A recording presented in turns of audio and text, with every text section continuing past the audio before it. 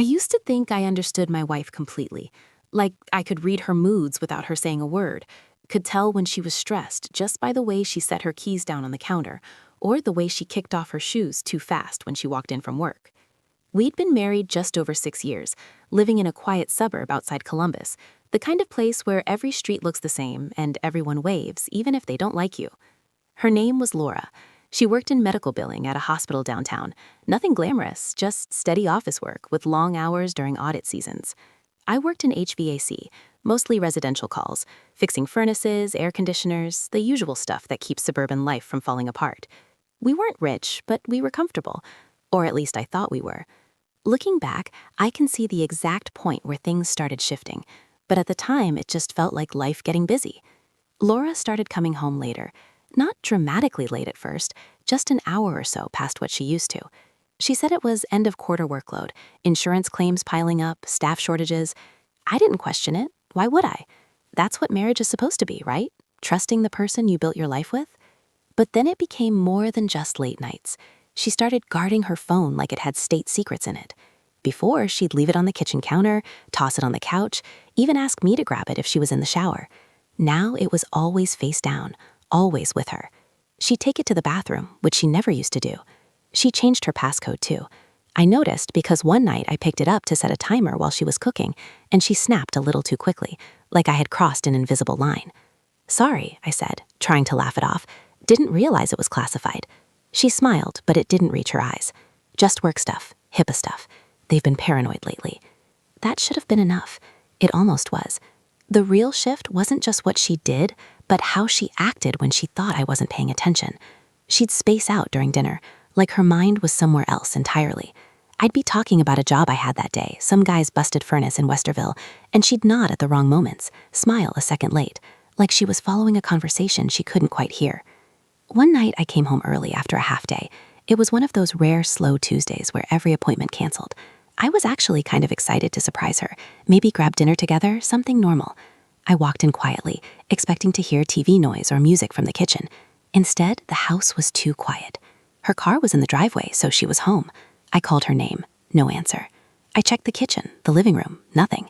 Then I noticed her purse wasn't on the counter where she usually dumped it. Her shoes were gone too. That's when I saw her bedroom light was off, but the closet door was slightly open. I remember standing there for a moment, just listening. The house felt wrong in a way I couldn't explain. I walked to the closet, opened it fully, and saw something that didn't make sense at first. A section of clothes was missing. Not everything, just enough to notice if you knew her wardrobe. A couple dresses, her nicer boots, a coat she usually wore when she wanted to look put together. I checked the bathroom. Her makeup bag was gone. And that's when I felt it. Not panic exactly, more like my stomach dropping a few inches and staying there. I called her. It went straight to voicemail. I sat on the edge of the bed and tried to piece it together logically. Maybe she went out with a friend. Maybe something last minute at work. But none of it explained the missing clothes or the fact she hadn't said a word. When she came home around midnight, I was still sitting there. I didn't even hear her car at first. I just heard the front door unlock. She walked in like everything was normal, like I wasn't sitting in the dark bedroom waiting. She looked a little tired, hair slightly messy, but otherwise fine. She froze when she saw me. "Hey," she said carefully, "you're home early." "I was here all day," I said. That paused her, just for a second, but I caught it. She set her bag down slowly. "I had to stay late. I texted you." "No," I said. "You didn't." She reached for her phone, acting like she was checking. "That's weird. I swear I sent it." I didn't argue. I just watched her.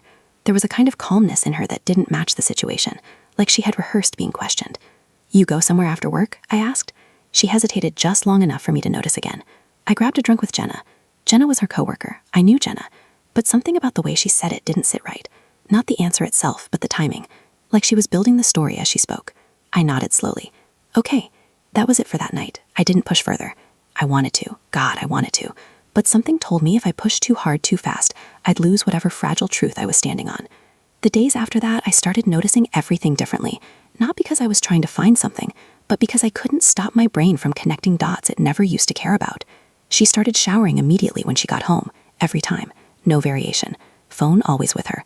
Sometimes she'd sit in the car in the driveway for a few minutes before coming inside, like she was collecting herself. I saw it once when I came home early again and parked a block away after grabbing groceries. I watched her through the windshield of her car, just sitting there, staring straight ahead. And then there were the nights she said she was working late. I tried to be normal about it. I really did. I even convinced myself I was overthinking. That stress from work was getting to me. But one night, I checked something I hadn't thought to check before: her location history. We shared accounts for practical reasons: insurance, emergencies, all that normal married life stuff. I hadn't looked at it in a long time. I told myself I was just confirming her being at work, but she wasn't. Her phone was consistently ending up in the same place. Not the hospital, not Jenna's apartment. Somewhere across town I didn't recognize at first. A residential street near the river, older houses, streetlights spaced too far apart. And she stayed there for hours, every time. I remember just sitting there in the dark, staring at my phone screen, trying to convince myself there was a simple explanation. A friend, a relative, some harmless routine I didn't know about. But deep down, I knew what I was looking at didn't feel harmless. I didn't confront her that night. I didn't confront her the next day either. Instead, I started pretending everything was normal, while my mind ran in circles. I smiled at dinner. I asked about her day. I even kissed her goodbye in the morning like nothing had changed. But something had changed. I just didn't know what yet. And I made a decision I still don't fully understand. I wasn't going to ask her directly anymore. I was going to find out who she really was meeting at night. The next few days felt like I was living two versions of my life at the same time. In one version, I was still the same husband I had always been. I went to work, fixed broken AC units in other people's houses, made small talk with homeowners who complained about utility bills and noisy neighbors. I came home, ate dinner with Laura, listened to her talk about work, nodded at the right moments, even laughed when something was funny enough. I played my role so naturally that I almost started believing it again. But in the other version, the one I didn't let anyone see, I was constantly watching her. Not in an obvious way. I wasn't accusing her or hovering. I just started noticing patterns, like my brain had switched into a different mode. Every sound of her phone vibrating made my attention spike. Every time she said she was just exhausted, I started counting the minutes in my head. Every time she showered right after coming home, I started wondering what exactly she was trying to wash off. I told myself I wasn't becoming paranoid. I told myself I was just paying attention. The first real break in the pattern came on a Thursday.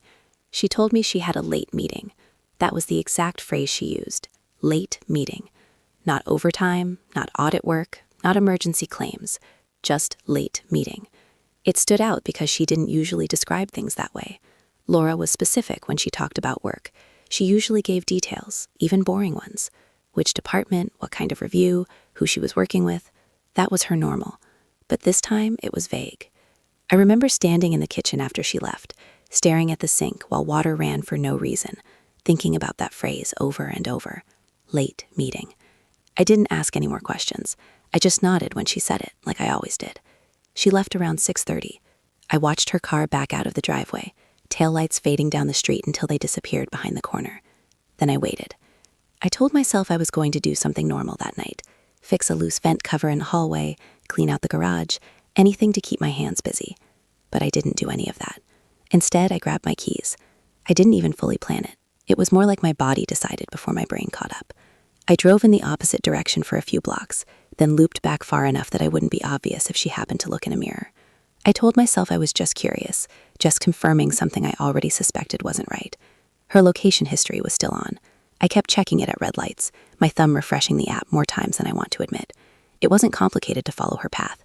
She wasn't zigzagging or stopping randomly. She was heading straight across town again. Same area, that residential stretch near the river. The houses there were older, the kind with narrow driveways and front porches that hadn't been painted in a while. Not dangerous exactly, just forgotten. The kind of neighborhood people drove through instead of into. I parked a block away when I got close and killed my headlights. My heart was doing something I couldn't control anymore. Not panic, not calm, just this constant pressure in my chest, like I was holding my breath without realizing it. Her car was already there. That hit me harder than I expected. Seeing it physically, not just a dot on a screen, not just a location ping. Her actual car, sitting at the curb like she belonged there. I stayed in mine for a long time. I don't know how long exactly. Long enough for my hands to go stiff around the steering wheel. At first, I thought maybe she was just visiting someone. That was still the most reasonable explanation I could cling to. A friend, a coworker, someone from her past. But the longer I sat there, the more that explanation started falling apart in my head. Because it wasn't just that she was there. It was how often she was there, and how carefully she never told me. I got out of the car eventually. I didn't even decide to. I just did it, like I was being pulled. The air outside was colder than I expected. That sharp kind of Ohio night cold that makes everything feel louder, even footsteps. I kept to the edge of the sidewalk, staying close to the shadows between streetlights. Every few seconds I stopped and listened, like I expected someone to call out my name. Her car was parked in front of a 2-story house with faded gray siding, porch light on, curtains closed, no obvious signs of anything unusual. I stood across the street for a while, just watching. Then I saw her, through a gap in the curtains, just for a second. Laura. She was inside. She wasn't alone. I couldn't see the other person clearly, just movement, a shape near her, close enough that it didn't look casual, close enough that my brain immediately rejected every harmless explanation I had been trying to build for the last week. I don't remember deciding to move closer. I just remember suddenly being at the edge of the yard, hiding behind a parked SUV, my pulse pounding so hard it made my vision feel slightly off. And then I heard something I wasn't supposed to hear. Her laugh. Not the polite laugh she used with coworkers or strangers, not the tired laugh she gave me when she was drained from work. This was different. It was softer, easier, like she didn't have to think about it. I felt something in me tighten. I don't know what I expected. Part of me thought maybe I'd see something that still left room for doubt. A business meeting, a family situation, something complicated but explainable. But that laugh didn't belong to anything complicated. It belonged to comfort. I stayed there until my legs started to ache from standing still. Then I saw movement again at the window. The curtain shifted. Light from inside spilled just enough that I caught another glimpse. Laura was standing close to someone. A man. I could tell now. Tall, broad shoulders, casual posture, like he had been in that room many times before. And she wasn't pulling away. That was the part that hit me the hardest. Not the presence of another man. Not even the fact that she was there at all. It was how natural it looked. Like this wasn't a secret she was hiding. It was a life she had already built somewhere else. My stomach dropped in a way I can't fully describe. Not like shock. More like something inside me quietly giving up its position. I backed away before I could see more. I didn't want more. I told myself that. But even as I turned and walked back towards my car, I knew I wasn't done. Not even close. I sat in my car for a long time again, just staring at the steering wheel. I kept replaying the same image in my head. That window, that closeness, that laugh. And then I started thinking about all the moments I had ignored. The phone face down on the counter, the sudden late nights, the way she had started dressing differently some days, like she was going somewhere I wasn't allowed to imagine. I realized something sitting there in that dark car. I hadn't been part of her life anymore for a while. I had just been the person she came back to when she was done somewhere else. When I finally drove home, the house was still dark. She wasn't back yet. And for the first time since this started, I didn't feel confused about where she was. I felt certain. But certainty didn't make it easier. It made it worse. Because now I knew I was going to have to decide what to do with it. And I wasn't ready for that decision at all. I sat on the edge of the bed that night, fully dressed, just waiting for her car in the driveway, listening to every passing engine outside like it might be hers. And somewhere around 1 a.m., I finally heard it. Her tires on gravel, her door closing, her footsteps coming up the walkway like nothing in the world had changed. But everything had. And I wasn't sure anymore what I was supposed to say when she walked through that door. I remember exactly how I sat there that night, fully dressed, on the edge of the bed, like I was bracing for impact that hadn't happened yet but was already guaranteed. The house was quiet in that way it only gets when you're waiting for something you don't want to hear. Every small sound outside felt amplified. Distant cars, a dog barking somewhere 2 streets over, the faint hum of the refrigerator like it was the only thing in the house still pretending life was normal. When I heard her car pull into the driveway, something in my chest tightened so hard it almost felt physical. Not fear exactly, more like finality. I didn't move, I just listened. The engine shut off. Her door opened, closed. Then footsteps on the walkway, steady, unhurried, like she had every right in the world to come home at 1 a.m. and not explain a thing. The front door unlocked. I expected her to hesitate when she saw me, maybe freeze like she had before, maybe try to come up with another story on the spot. But she didn't. She walked in, dropped her bag near the entryway, and exhaled like she was just tired from a long shift. "Hey," she said softly. That was it. Just, "Hey," like I hadn't been sitting there for hours replaying my entire life. I didn't answer right away. I just looked at her. She looked normal. That was the worst part. Hair slightly messy, makeup still on but faded, jacket hanging loose like she'd been in a car for too long. Nothing about her said guilt. Nothing about her said secret life. Except I knew better now. "You're up late," she added when I didn't respond. There it was, the casual tone, the built-in assumption that I was just waiting around like always. "I saw you," I said. My voice came out quieter than I expected. Controlled. Almost calm. That finally got her attention. She stopped moving. Not dramatically. Just a subtle cause, like her brain had to reroute something. "Saw me where?" she asked. I laughed once, but there was nothing funny about it. "Don't do that."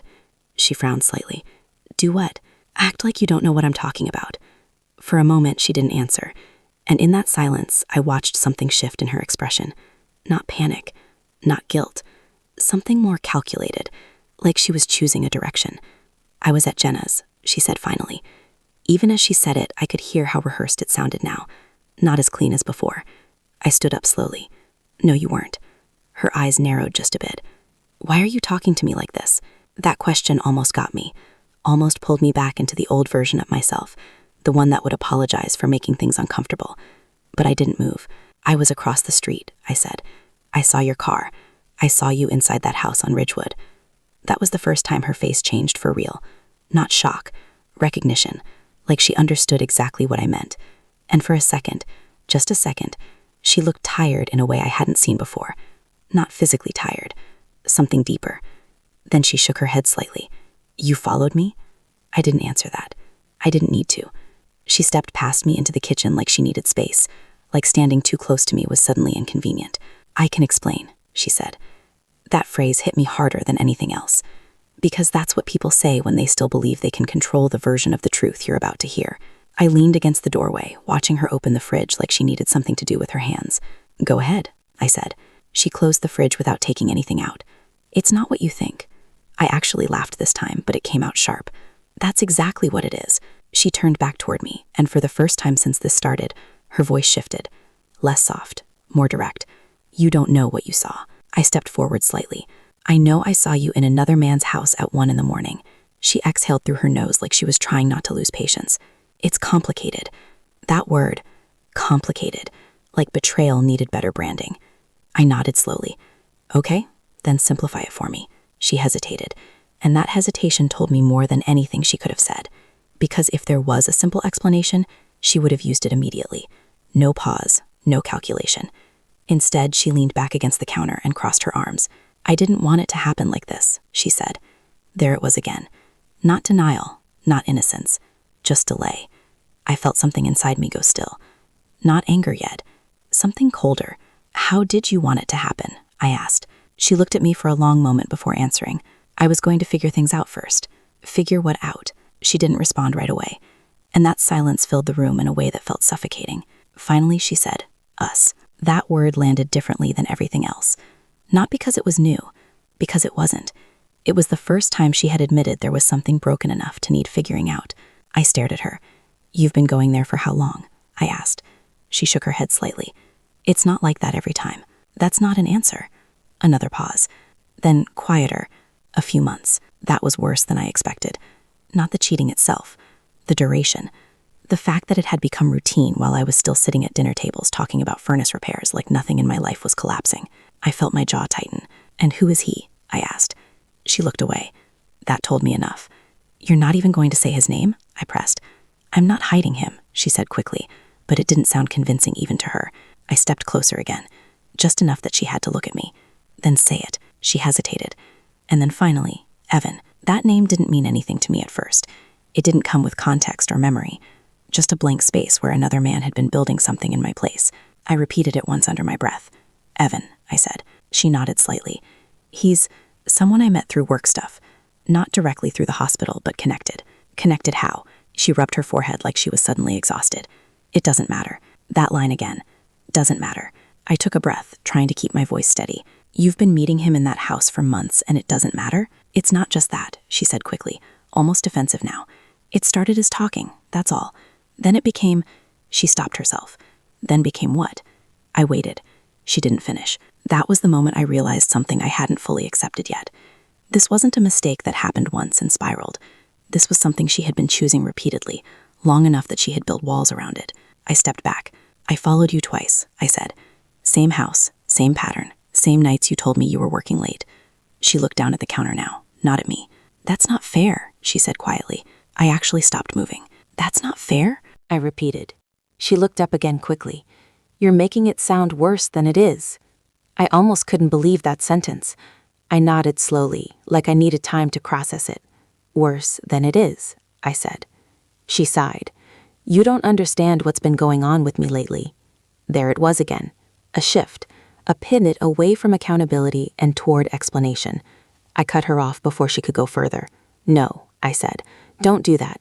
Don't turn this into something I caused by not understanding you. Her eyes tightened slightly. I didn't say you caused it. You didn't have to. Silence again. But this time it was different. Heavier. because neither of us was pretending anymore that this was just a misunderstanding. She pushed off the counter and grabbed her bag again, like she was preparing to leave the room. "I can't do this right now," she said.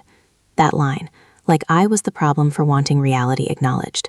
She walked past me toward the hallway, and that's when I said something I didn't plan. "Are you still going to see him?" She stopped, just paused in the hallway, back turned to me. For a second, I thought she might deny it again. Instead, she said something quieter. "I don't know." That was worse than yes, because it meant nothing had actually ended. It just meant I had been pulled into it. And then she went into the bedroom and closed the door. Not slammed, not dramatically, just closed it, like she was done talking.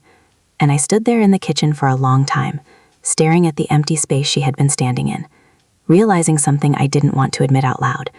Knowing his name didn't give me clarity. It just made everything more real. And I still didn't know what I was going to do next, but I knew I wasn't done. Not even close. I didn't sleep that night. Not even close. I stayed downstairs after she went into the bedroom, sitting at the kitchen table like I was waiting for something else to happen, something that would somehow reframe everything she had just said. The house felt different now. Not loud, not chaotic, just divided, like there were walls inside the walls. Every so often I'd hear movement upstairs, a drawer opening, footsteps shifting, the bed creaking. Normal sounds that used to mean nothing but now felt loaded with intention, like every small noise was part of a decision I hadn't been included in. At some point around 3 a.m., I heard her come downstairs. I didn't move when she entered the kitchen. I just watched her out of the corner of my eye. She had changed into a hoodie and sweatpants, hair pulled back like she was trying to make herself smaller. She didn't look at me right away. She went straight to the fridge, opened it, and stood there longer than necessary without taking anything. "I didn't mean for it to get like this," she said finally. I let out a quiet breath through my nose. "That's the second time you've said something like that." She closed the fridge. "Because it's true." I shook my head slightly.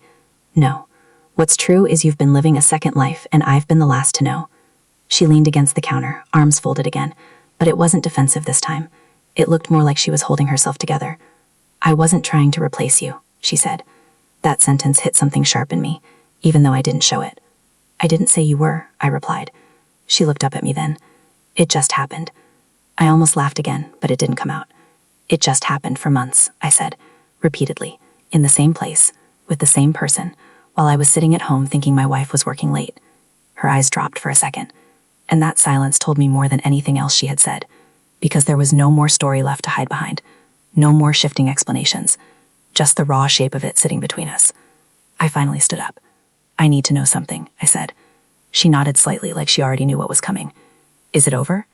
She hesitated. That hesitation was all I needed. "I'm asking you a yes or no question, Laura," I said, my voice lower now. "Is it over with him?" She swallowed, then looked away toward the hallway. "I haven't decided," she said quietly. Something in me went still at that. Not anger, not panic, just stillness, like something inside had finally stopped arguing with reality. "You haven't decided," I repeated. She nodded once, barely. I stared at her for a long moment, trying to find the version of her I used to know in the person standing in front of me. The woman who used to sit on the couch with me on Sundays and complain about grocery prices. The one who used to fall asleep watching shows halfway through episodes and apologize when I carried her to bed. But every memory now felt like it belonged to a different timeline. "I drove past that house," I said quietly. "More than once. I saw your car. I saw you there. I stopped lying to myself about it a while ago." Her expression tightened slightly, but she didn't interrupt. "I just needed you to say it out loud," I continued. "That you were actually there. That it wasn't some misunderstanding I was going crazy over." She nodded again, slower this time. "I did say it," I said. "Yeah," I replied. "You did." We stood there in silence after that. Not the kind of silence where something might still be fixed. The kind where things are already decided, but no one wants to be the one to say it first. Finally, she spoke again. "I don't know what you want from me right now." That question should have made me angry, but it didn't, because I realized something sitting there, in that kitchen at 3 a.m. I didn't want a confession anymore. I didn't want explanations that kept changing shape depending on how close the truth got. I just wanted honesty that actually stayed still. "I wanted my wife to not be lying to me for months," I said. She looked down, then quieter. "I didn't think you'd find out like this." That almost made me stop, not because of what she said, because of what it implied. "You thought I'd never find out," I said. She didn't answer, and that was the answer. I turned away for a moment, looking out the kitchen window into the dark yard. The same yard I had walked through without thinking 1,000 times before. It looked completely ordinary now. like nothing inside the house behind me was collapsing. When I turned back, I felt something settle in me. Not anger, not forgiveness, just direction. "I'm not going to fight for someone who's halfway out the door," I said. Her eyes flicked up at that. For the first time that night, something like emotion broke through her composure. "I'm not halfway out," she said quickly. But even as she said it, it didn't sound certain. I nodded slowly. "Then why are you still seeing him?" That question hung there longer than anything else. She didn't answer. And she didn't need to. Because the truth was already fully in the room now. There wasn't another layer left to uncover. No missing piece that would suddenly make it make sense. Just the fact that she had built a parallel version of her life and hadn't stopped building it yet. I grabbed my keys from the counter. She watched me. "Where are you going?" she asked. I paused at the doorway. "I don't know yet," I said honestly. She took a step forward like she might say something else, but nothing came out. For a second, I thought she might ask me to stay. Or apologize. Or finally make a decision that had been delayed for too long. But she didn't. And that told me everything I needed to know about where this was already heading.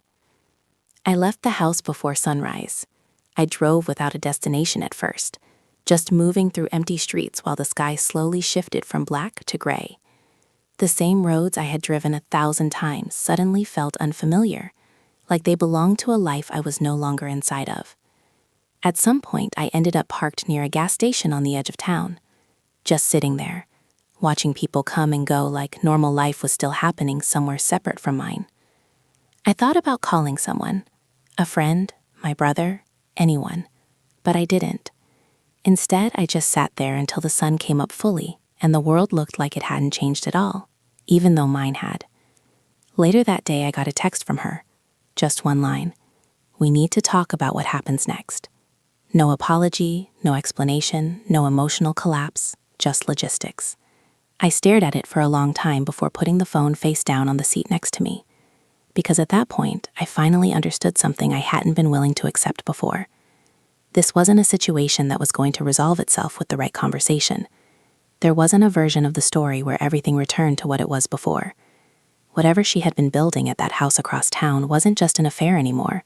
It was a decision she had been living inside of long enough that I had already become optional in it. And standing in the middle of that realization, with the engine still running and the world moving on around me, I knew the next step wasn't about uncovering anything else. It was about deciding what kind of life I was still willing to be part of after knowing the truth. And for the first time since all of this started, I didn't feel like I was chasing answers anymore. I felt like the answers had already arrived. I just hadn't accepted what they meant until now.